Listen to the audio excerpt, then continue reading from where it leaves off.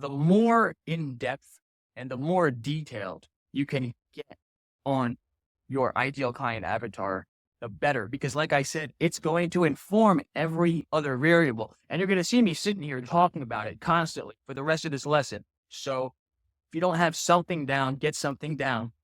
And we're going to link to some fillable templates and some resources down below where you can very quickly, if you are someone who needs a higher degree of direction, who needs a higher degree of structure to get something down, we'll have that for you. The last thing I'll say is that, yes, you may have multiple ideal client avatars. If you are not experienced with the Triple S framework, I highly suggest that you start with one.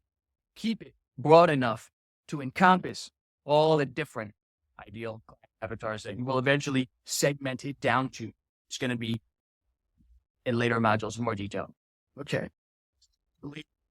The brand name. Perhaps the most abstract, perhaps the shortest section here. I would suggest deploying disruption. What I mean by that is, even though the ideal client resonating with each of these variables is the most important factor, second most important factor is that disrupts the patterns of your competitors.